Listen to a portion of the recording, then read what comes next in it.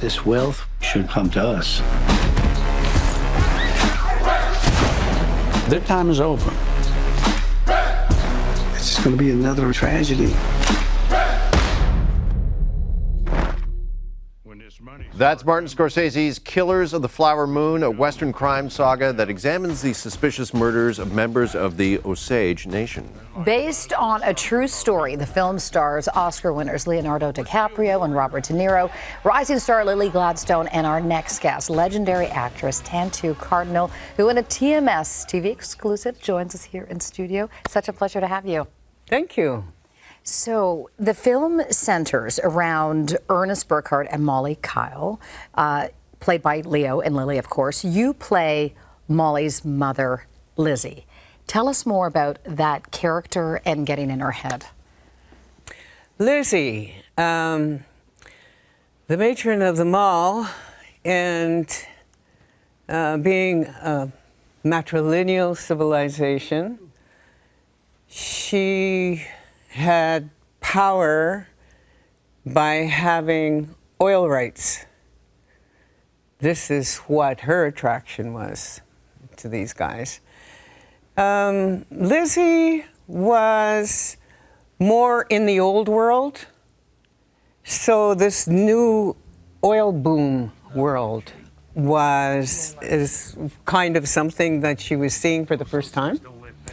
And being able to, this is in my mind, right, to be able to observe it and what impact it was having in the community and in the families and in the culture and everything like that.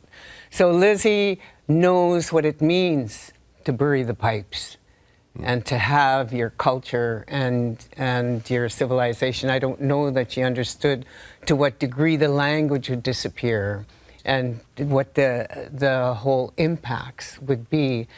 But in my mind, Lizzie had the eagle eye on what was going on.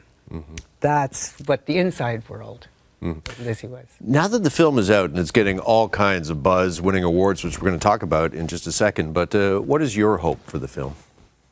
My hope for the film is that the world is seeing this film now because Scorsese made it, and that there will be some impact to people inside, and that there might be more openness to our stories. It's very difficult to get audiences to really look at our stories. I'm not sure. You'd have to ask each individual why they're not drawn to our stories. Maybe they're just too rough, hard to deal with.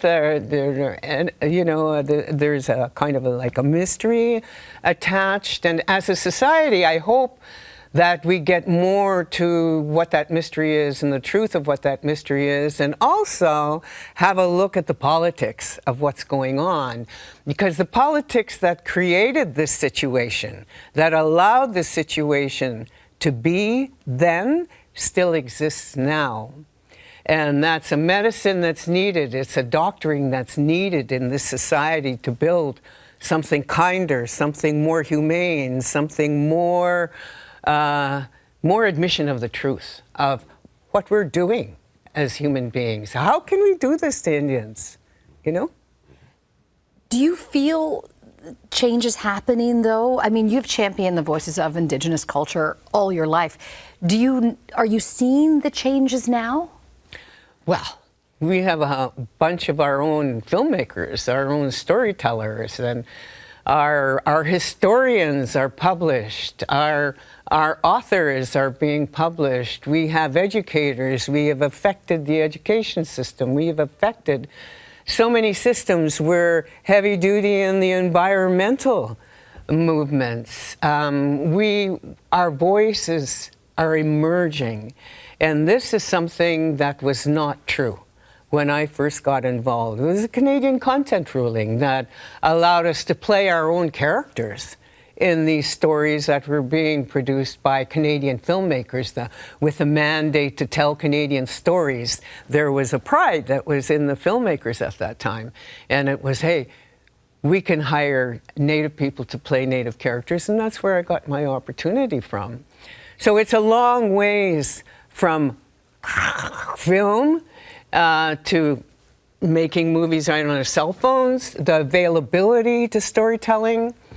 And I have a school in Kikino Métis Settlement. And we're making films, we're making filmmakers, we're nurturing storytellers right in the community. We're not just going in for a workshop and disappearing and never showing up again.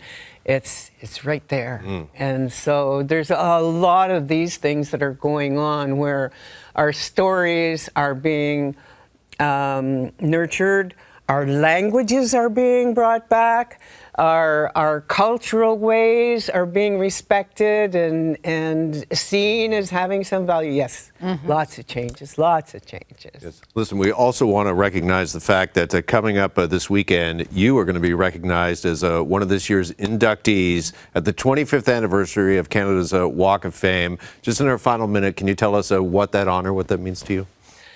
That is so exciting, you know, to be placed in amongst all these wonderful people, these amazing humans that have followed their spirit and created pieces for the rest of us to see and enjoy and appreciate and become aware, and there's a lot of pitfalls along this long path. And so, you know, it indicates, you know, a forgiveness and a cohesion. It's a coming together. Nobody achieves these things by themselves, and it's an honoring of so many people that have been a part of my path, and I'm so looking forward to be. Well, Jeff and I will be there cheering you on. Congratulations on that. Thank you. Killers of the Flower Moon is in theaters right now and coming soon to Apple TV+. Thank you so much for stopping by. Thank you. Thank you for inviting me.